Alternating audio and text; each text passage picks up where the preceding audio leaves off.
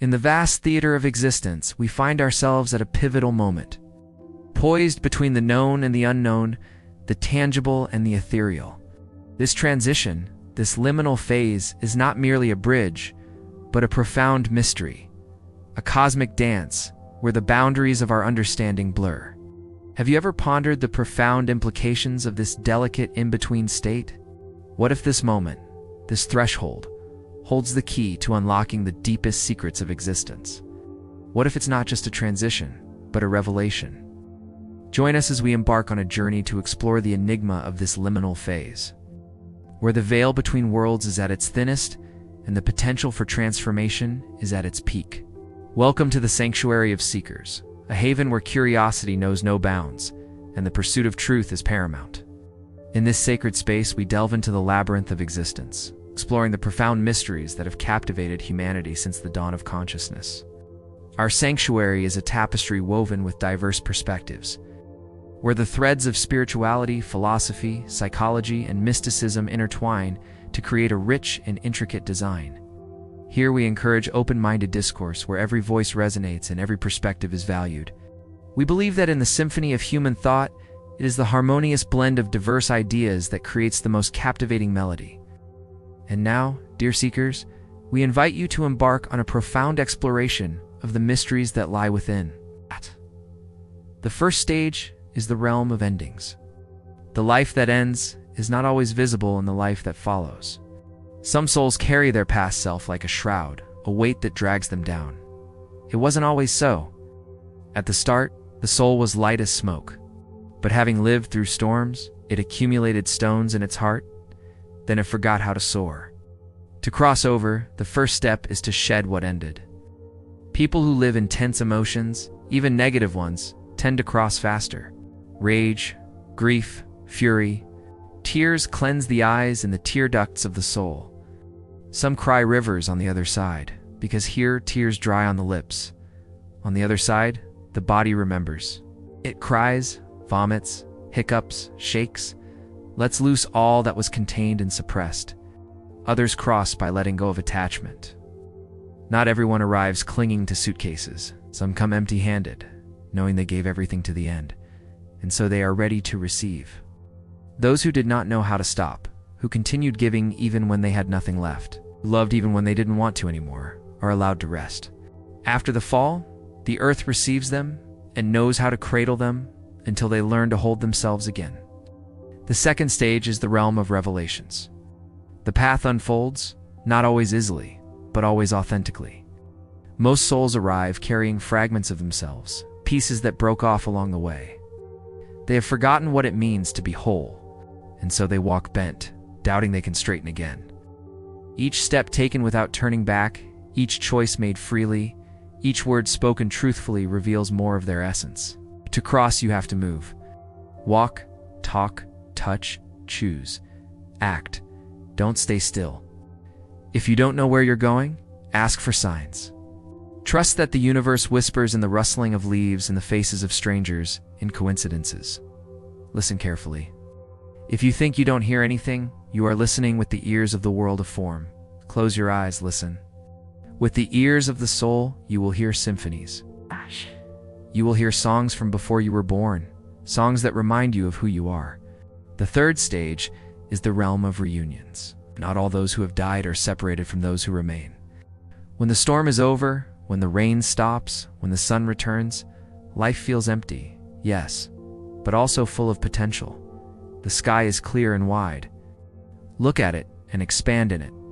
Laugh with the birds, run with the clouds, fly with the wind. Listen to the earth, smell the flowers, taste the dewdrop, contemplate the stars, breathe deeply, deeply. You are alive. Here time pauses, there time begins. It's not a time for settling scores, nor is it a time for pointing fingers. It's a time for understanding. Of course, there are abrupt departures, where someone leaves the body as if pulled from a room. Even then, the path is not punishment, but care. The shock creates a mist, and sometimes it takes time for the mist to fade. Time there is not measured by clocks, but by attention. Those who love can help by creating moments of clean silence, without despair, without turning the house into a shrine of pain. If tears come, let them wash, not drown. If memories come, let them put each one in its place. The dead on their path, the living on theirs.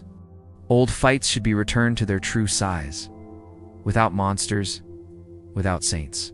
Dying doesn't automatically improve or worsen anyone. It reveals what we were made of. And what we are made of can be cared for. You may ask, what about those who leave in darkness by their own choice? There are no easy words. Extreme pain convinces a person there is only one door. On the other side, there are more doors than pain could ever imagine. But opening them takes work of the soul. It requires loosening clenched fists, accepting help when it comes, avoiding echo chambers of guilt, choosing memories that lift. Slowly learning to trust someone who asks nothing in return. Those who love from here can help by not turning the story into an anchor. Don't reduce their life to the way it ended. Tell also who they were when they laughed, when they cared, when they learned. The whole truth is always lighter than the painful fragment. If you have honest curiosity about what happens right after, imagine a soft shift in density. The body stays, the world's clothes stay. The scene dissolves like ice in hot water, and consciousness experiences a twilight. In the light, memories of love appear, beloved people, feelings of surrender, a beauty beyond words. In the dark, the raw fears and unyielding attachments remain. The crossing is a dance between the two. The more you look at the light, the more it grows. The more you accept the dark without marrying it, the smaller it becomes. Guides help by reminding you of the path you already know. No one drags you by the hair. It is more like someone lighting a candle and saying, when you are ready, we walk. And curiously, the missing step is always a small one. If your private question is, how not to get lost, begin today with a simple act of lucidity. Tell someone you love that you love them. Put in order what is yours without pushing it to tomorrow. Don't nurture grudges. Don't make promises you know you won't fulfill. Place silent sacrifices with mature agreements. If a bond requires you to abandon your soul to be accepted, that bond is already an umbral in life. Learn to leave it with respect for yourself and the other. This goes with you. What does not go are the social roles that rewarded you for ignoring your heart. On the other side, false metals weigh heavier than iron. If you fear not recognizing the light, know this. Light smells like gentle truth. It doesn't pressure, it doesn't humiliate, it doesn't promise worlds in exchange for blind obedience. It offers itself. Sometimes as a familiar face smiling, sometimes as an open field, sometimes as a forgotten song, sometimes as an embrace without arms. The shadow, on the other hand, looks like urgency. Come now, decide now, don't think. If something cuts your breath, doubt it. Breath is the soul's language. Where there is soul, there is time. Where there is only control, everything is urgent. The quickest way out of the umbral is to refuse panic and choose one gesture that honors who you are, even if small. In the end, died and didn't notice is a phrase about all of us still alive. How many times a day do we cross thresholds, end cycles, bury versions of ourselves and don't notice? How many windows in your house no longer open, and yet you insist on living there? The great death only amplifies what we already do in miniature every day, and that is why this distant subject is so intimate.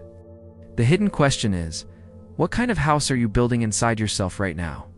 Does it have air? Does it have light? Can it endure a change without collapsing? Does it allow those you love to enter and leave without chains? Does it have an empty chair for life's next lesson? If you've come this far, maybe there is in you an ancient desire for peace that isn't naive, for faith that doesn't switch off thought, for love that doesn't imprison. That desire is a guide. Let it grow. It teaches you to live in a way that, without obsession, prepares how you will cross when the time comes. Living well doesn't guarantee a perfect death. It gives you the strength to recognize the light when it calls. Meanwhile, care for the concrete, tidy a room, close a conversation, pray honestly, thank someone, turn what isn't yours, ask permission when you enter, apologize when you err, choose 2 words to guide your day. The invisible responds to these with surprising delicacy.